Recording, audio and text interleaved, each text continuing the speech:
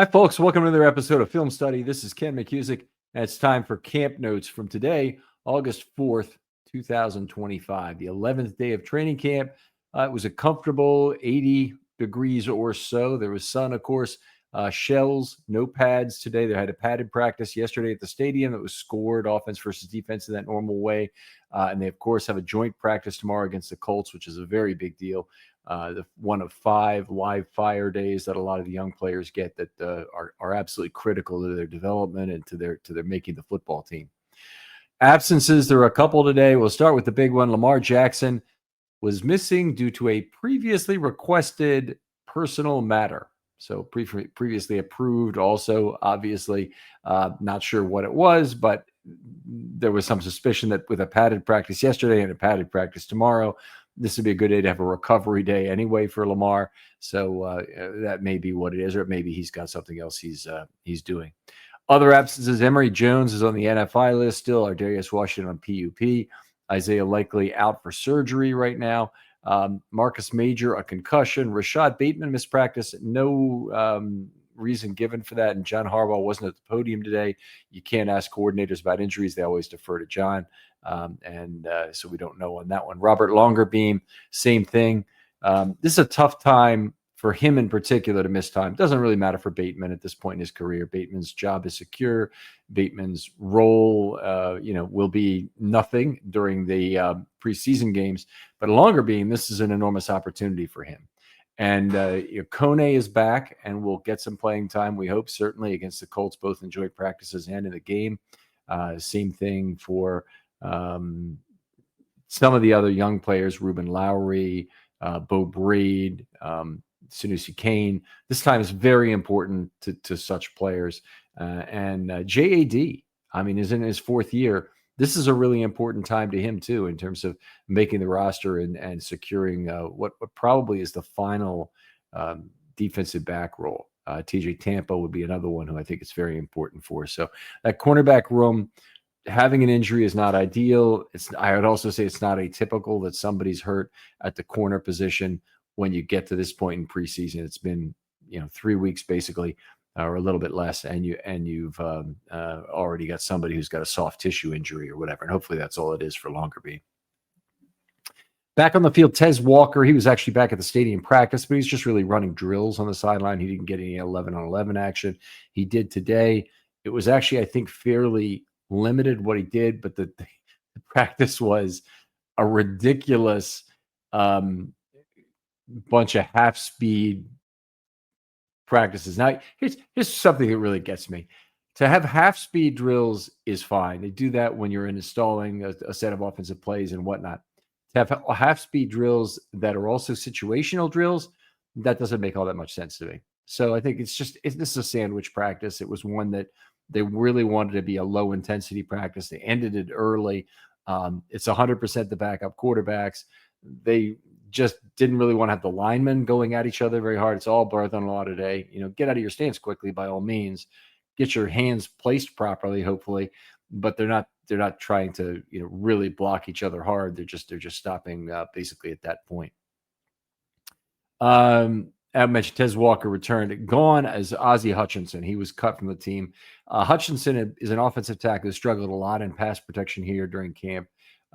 Not completely surprising. I would have said he was the last player among the offensive tackles, or certainly among the offensive tackles, but probably among the entire offensive line in terms of what his chance to get playing time was. So we won't see him in the second half of this preseason game.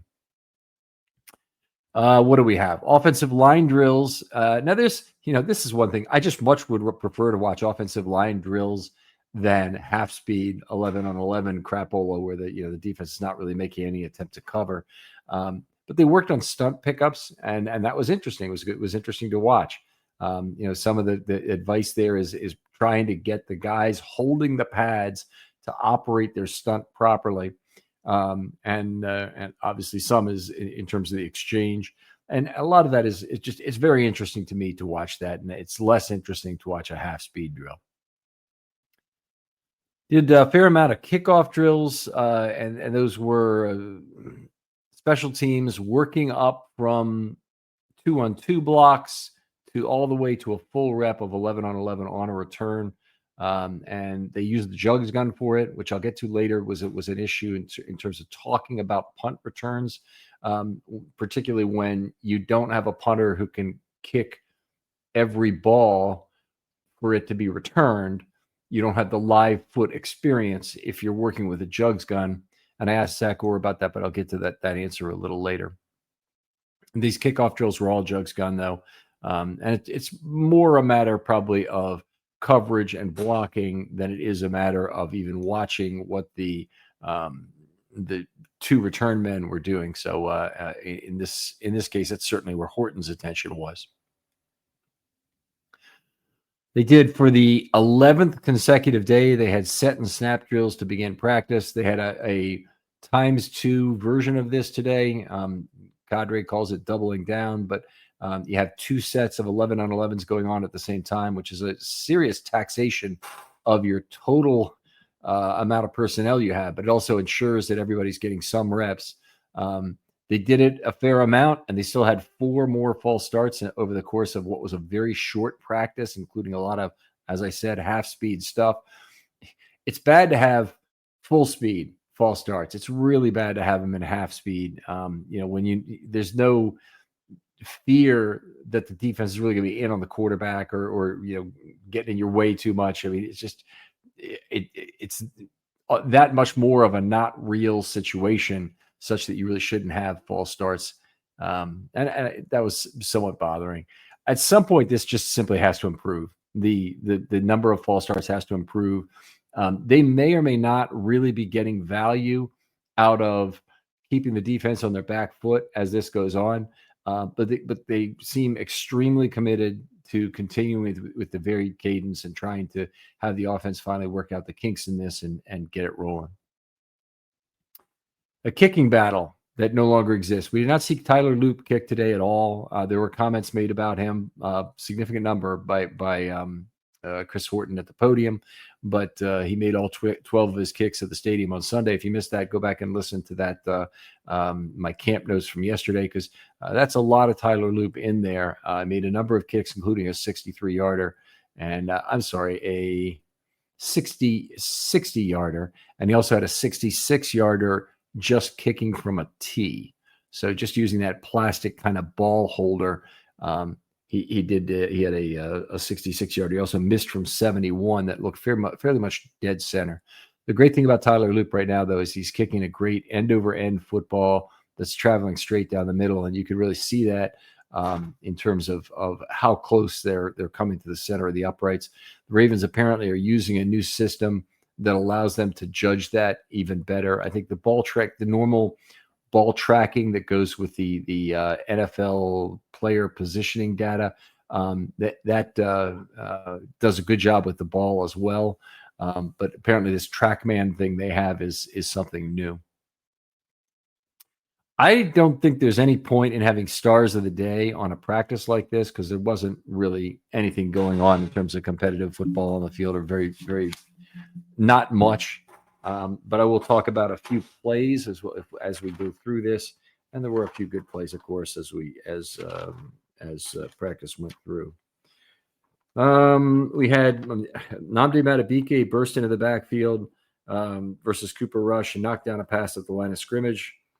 We had a jet run left that was shut down by Jair Alexander for no gain. The jet run was by Wallace. So they've tried a lot of different things this camp in terms of trying to maintain what I believe to be the misdirection component of the offense that will help the rest of the running game succeed, and also the passing game sometimes, because Lamar will occasionally pull it. But a lot of misdirection plays have occurred all during camp. It's oftentimes jet motion is a part of that, and it certainly works.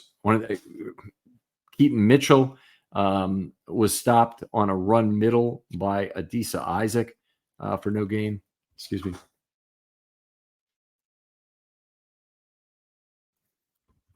It's interesting. I was asked by the Baltimore Banner people to answer 5 questions about camp so far, and one of them was who's your stock up player. There's no doubt about it. For me, the best player in camp's been Keaton Mitchell, and I was concerned about where he was before camp began. So I'm not at all right now. I think he'll be a enormous force for the Ravens. He has to be the stock down player, and honestly, there's nobody who's playing so much below that I really had high hopes for. But one guy who probably don't think has helped his stock and is probably a little bit down is TJ Tampa. He's looking like he's having a lot of trouble with the speed requirements of playing cornerback. So I thought that was a good question too. He asked me for an overall grade on Lamar Jackson. I gave him a very generous B-. If I were treating this the way I treat offensive line grading, where I don't do any grade inflation, I'd probably say CC- in terms of what Lamar's done so far.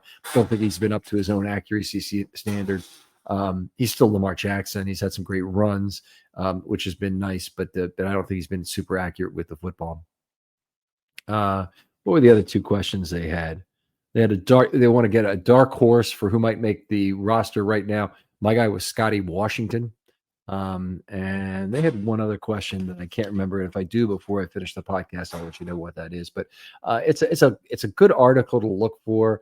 There are differences of opinion, certainly among the media, in terms of who was having a good camp and who wasn't. I know, Tyler Loop, for example, is a player a lot of people think is way above expectations, and that's probably a fair thing entirely. I just think Mitchell's been the Ravens' best player so far this camp, so I'd put him on there. All right, some more plays as the day went along.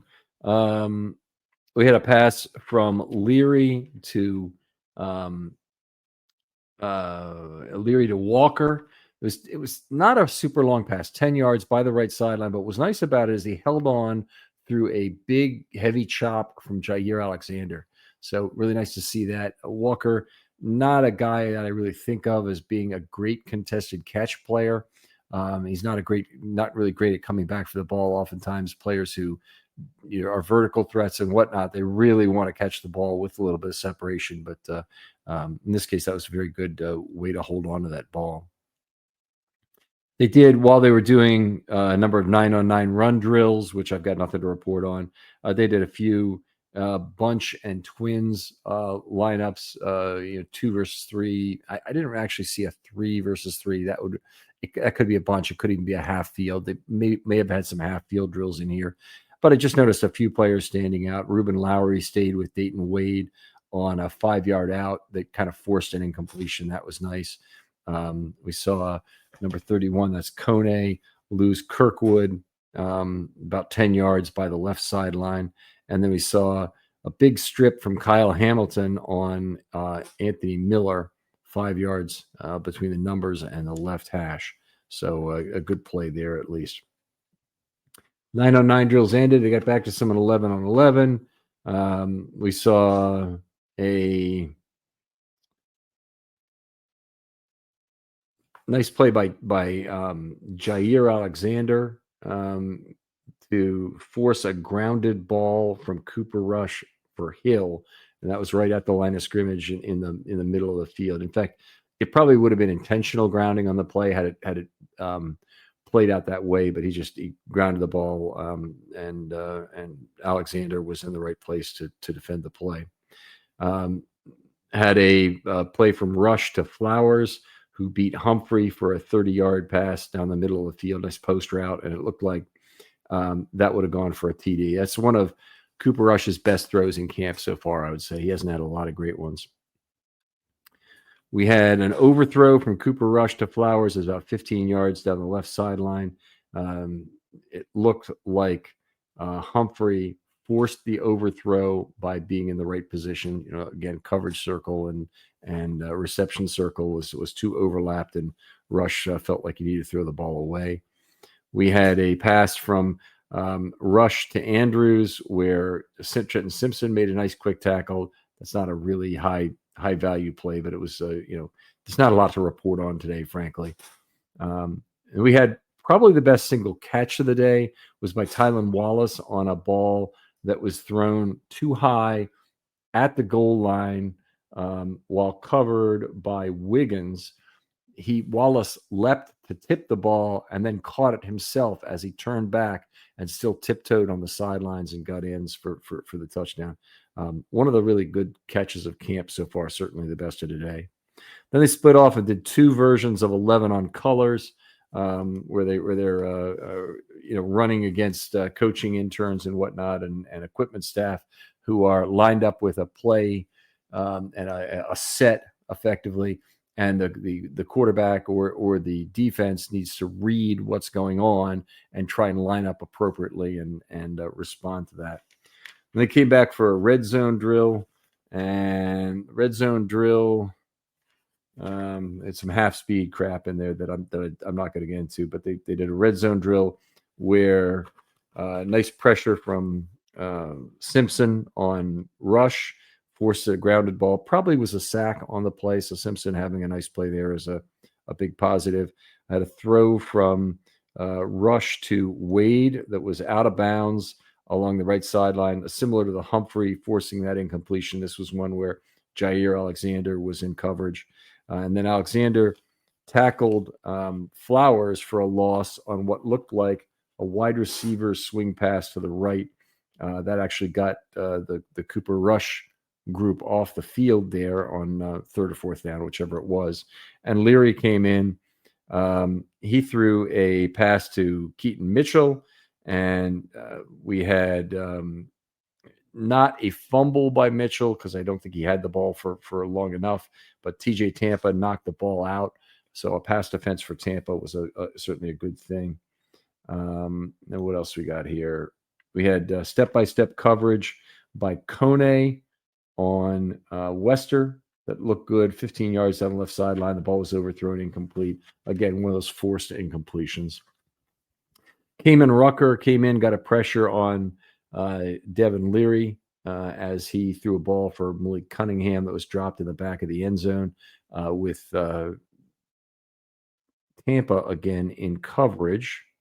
Number of false starts during their drill here. They had 3 in about an 8-play sequence here, maybe even shorter than that. We saw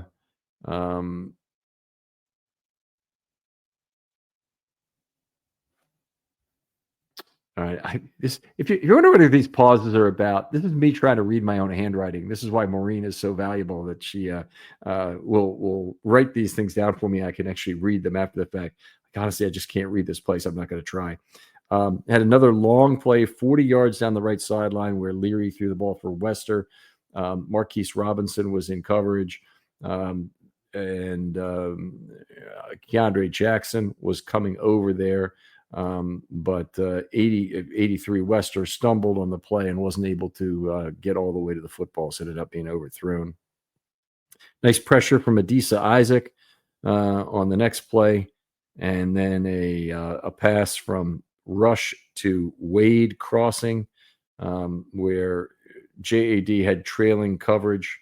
And then one last highlight was You ever have one of those days where everything's off? Well, Mood can help with that. And let me tell you about Mood. It's the online cannabis brand that is changing the way we handle everything, from stress to sleepless nights, with functional gummies that are 100% federally legal cannabis. Mood launched to make cannabis affordable, accessible, and transparent, while at the same time supporting American farmers growing premium hemp on small pesticide-free farms. Their gummies are next level. Seriously, I've tried a few, and each one feels totally different. The Sleepy Time gummies, out like a light, immediately asleep. The Epic Euphoria, it's perfect when you just need a reset to feel good again. What makes them unique? Mood combines THC with herbs and adaptogens, so you get real targeted effects. You're not going to find this in your typical dispensary. And here's the best part. Mood ships discreetly to most states, offers a 100-day satisfaction guarantee, and right now you get 20% off your first order with the promo code RAVEN. Just head to mood.com. Find your perfect gummy and use the code RAVENS at checkout to save 20%. a pressure by number 94, and that is Adeoye Odelier. I'm sure I'm getting that wrong. Who had a pressure on, I believe, Rush at that point. So that's it. A really limited set of notes from today, and there wasn't a lot to go on with all the half speed work they did. I'll talk about the interviews a little bit, and again, I don't really like quoting interviews. Like it's not really what I do. I'll analyze what somebody says and paraphrase it and look at their body language and see if I think they're telling me the truth and whatnot, or if they really mean something different, or if it's coach speak. But the coordinators were out there today, and they're very good. The coordinators, they don't, as I've said, get the fatigue that Harbaugh gets from having too much time at the podium. And we also had Patrick Ricard, who was excellent. So Chris Horton was first. He talked about getting reps for all 4 punt return competitors. I know he was really being asked to talk about Wester and whether or not he's already kind of won the job. He wasn't having any of that. I asked him a different technical question. I asked him if the team had considered bringing in another punter, not to be on the team, but somebody who would be like a coach. Punting career would be over, and they could handle a fair amount of punting, so that the punt return people could get a live foot instead of a jugs gun. And he said they're looking for different things between the live foot and the jugs gun. The live foot, it gives you all of the fluttering, trajectory. And again, I'm paraphrasing what he said here, but the jugs gun, they just try and get it as high as they possibly can. And that may give the player a little bit more difficulty in terms of tracking the ball, because it may be further. So it was worth listening to his response to that question, I think. But he also said he wouldn't be opposed to having another live foot that they brought into practice. Talked a lot about Tyler Loop, said he wants consistency. And, I think they're very happy with what they have right now in terms of end over end movement of the football from Tyler Loop. And he keeps talking about kicking a straight ball. I think he's done a great job with that. The GoPro camera is still in use in terms of foot placement. So they're looking at that. He did mention that they had this TrackMan technology that they're using. It's new to me. I'm going to look it up and see exactly what it is, but it looks like it might be something to track the football. It may even be just another word for what the NFL does with their tracking of player location and ball location during the game. Now that they do that every 10th of a second, as I understand it. And that's the basis of the Big Data Bowl, if you've heard about that. There has been some dispute between players and owners about who owns that data and whatnot. Obviously, the players are not dissimilar from a lot of other occupations in that they don't want to be timed on everything they do. They really don't. The only group I'm aware of that really seems to feed off that kind of competition is the military. They have a tremendous reputation of really wanting to be grading and ranked on stuff. And, if there's 35 guys at a camp, they're going to get graded 1 to 35, and they're okay with that. And all of their subordination to officers and whatnot it's all based on rank and the desire to play that game of attaining it and having a larger decision-making authority as you get further on in your career.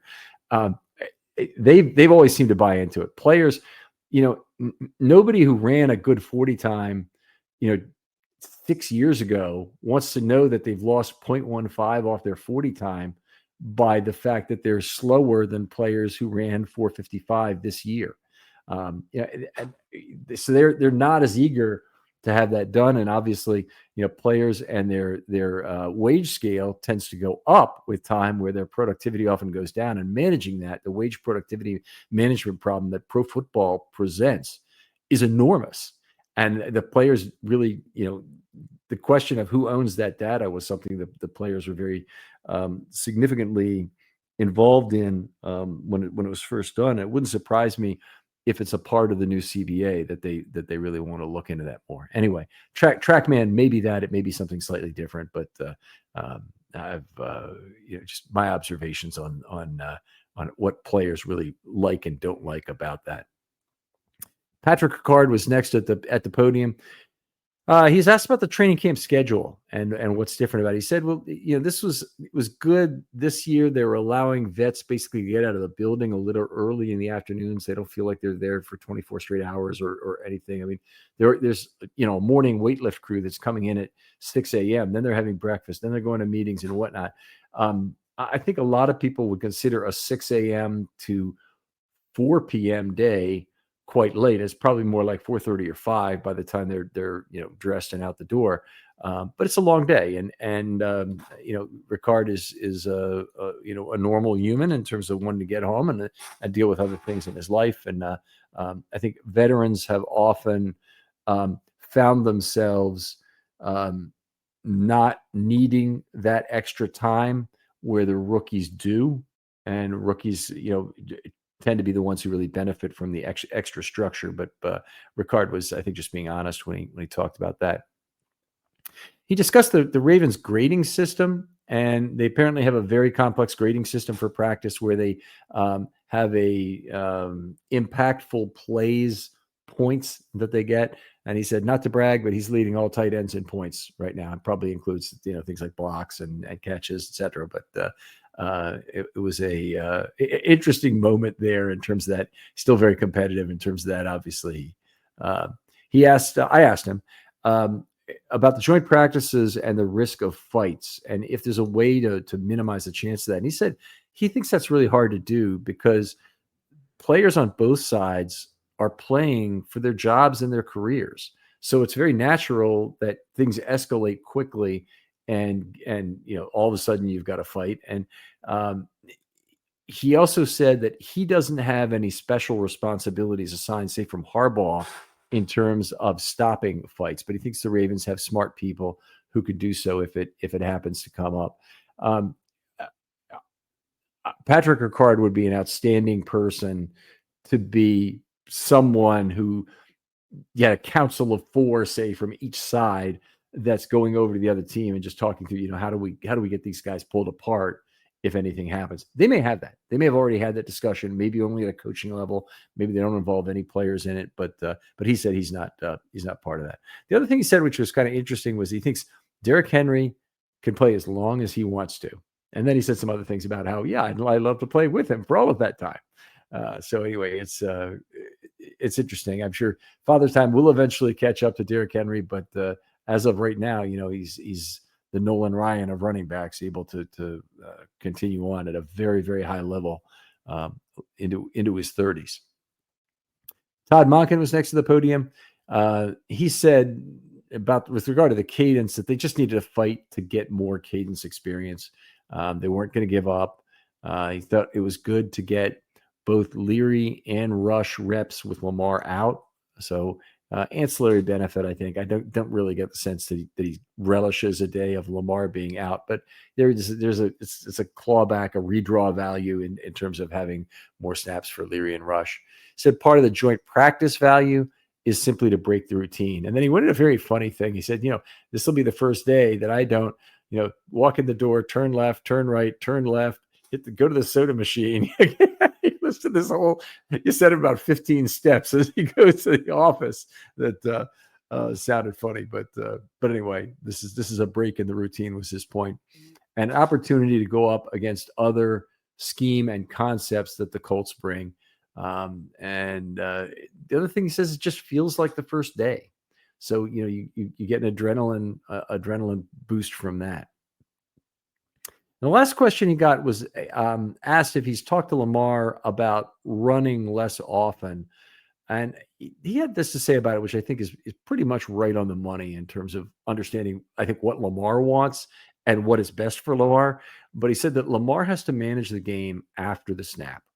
Before the snap, they can, use what scheme they have, maybe what motion to minimize the potential for him to be hit in terms of the play design. But after the snap, Lamar's on his own in a certain way, and he needs to take care of himself. And I personally, from watching Lamar play, I think that's the way he wants it. I think the other thing that the coaching staff really needs to be aware of is how to make sure that they aren't creating offensive fouls by the way Lamar plays. An illegal man downfield, offensive holding are both elements of that. So hopefully they're watching that pretty closely. But as we've seen Lamar in highlight plays week after week, escaping the pocket, moving around, making space, making time, and then making a throw. I mean, it's just, how do you script any of that? How do the coaches get involved to basically say this? And how do they tell them not to do it without changing, who Lamar Jackson is as a quarterback. So anyway, I thought he had his hands on the pulse pretty well with that. Last was Zach Orr at the podium. The first thing everybody noticed, or at least he brought it to everyone's attention, is that he's trimmed his beard and he has only a small goatee now. And all I can say is there's a lot of people that they shave their beard finally and they just look a lot better. And you wonder, why the hell didn't they do that early? Orr is one of those guys. He looks a lot better without his beard. And the Ravens have on their defensive staff in particular, but they're maybe on their offensive staff too, but definitely on the defensive staff, they have a number of guys with a similar Zach Orr type, kind of a thick, bushy beard. Probably most of them would look better without it. That'd be my impression of these. But Zach Orr, no doubt about it. And he said he thinks he looks younger, and he's probably right. Anyway, enough of that. He was asked about the additional talent in the secondary and whether that may allow him more variation of pass rush call. He said, yeah, that could quite possibly be true. Or last year, probably used less scheme than has been done in some past, definitely less scheme compared to coaches like Martindale or Ryan. But also really stuck with a 4-man pass rush whenever he could. And the Ravens picked up, because they're dropping 7 to coverage, you're going to tend to pick up more opportunities for sacks that occur later.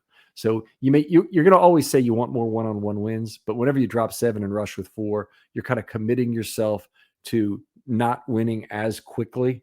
Now, the exception to that is when you rush 4 because you rush the slot corner and you drop an outside linebacker from the field. If you're doing that or anything involving, a combination of a drop and a blitz from off ball, then you may still have the same number and you have a better chance to get a quick sack. But for the most part, you're dealing with slower sacks, more time where your coverage has to hold up. And I think Zach Orr's done a pretty good job with that, frankly, in terms of how he's managed it. He was asked about Kyle Hamilton's role, and he hinted at something, kind of had a little smirk, grin, whatever on his face about that there might be something new. He wasn't going to say what it was, in a new way that we'd see Kyle this year. You're not necessarily at the line of scrimmage, which is what the question was asked about directly. And I infer from that also not necessarily just playing a standard strong safety position, but maybe some new way we'd see him. So I'm looking forward to that. I doubt we'll see that in the preseason. I doubt Kyle Hamilton will play at all in the preseason, and hopefully we get to see some very effective new use of Kyle Hamilton once the regular season goes around. By the way, this will be something I talk about in the first articles after the preseason game, but it's very unusual for the Ravens to play anything but a committed nickel during the preseason. They may play a few snaps a dime on some passing downs, but basically they play committed nickel the entire time. And the reason they do that is at least twofold, and I'm sure there may be other reasons as well. But one is it's best fits their positional depth in terms of trying to get all their guys on the field for at least some action. So you have that. If that's the percentage your linebackers are of the team, well, then you need to have 2 linebackers on the field, a number of times to support that. So they don't play as much dime. They don't get extra safeties on the field. And the exception, at the end of a game, they may try it. And they may try it on a third and medium to just get it out there once. They probably will not even do that in the first game. We'll see 100% nickel snaps, and maybe a few base mixed in, but no dime, no quarter, no specialized practices, no race car, for example. We won't see any 4 outside linebacker packages. Probably won't see any rush nickel because you got a lot of defensive linemen you need to look at. So it's all very vanilla scheme wise. And then once the season begins, the gloves come off or might throw anything at you. So we'll look forward to that. He's asked about Broderick Washington, who seems to be having a very good camp. And he said, you have to kick the guy out of the building.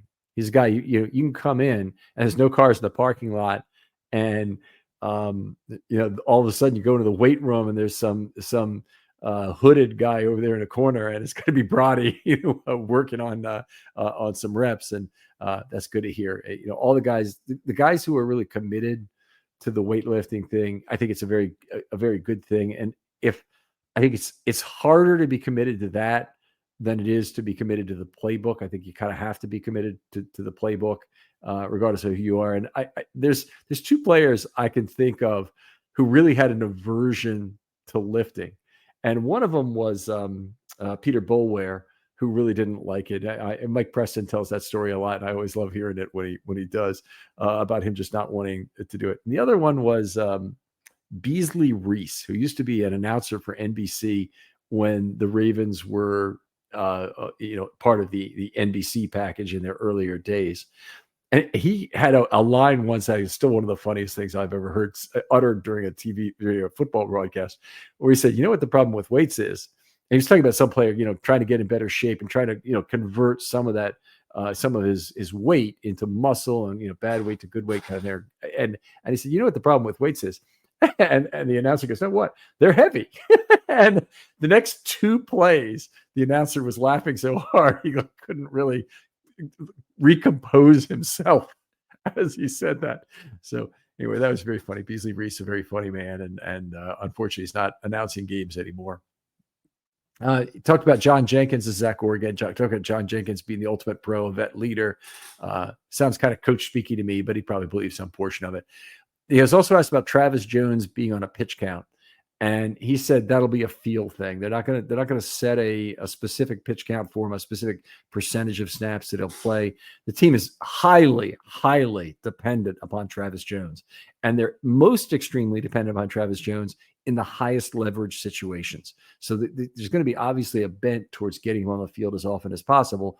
But a guy like that, you're going to really want to keep him ready to go and fresh for those third downs where you need him most. And hopefully a player like John Jenkins be able to step in and take a lot of those early down snaps. Anyway, that's going to do it for today. A relatively short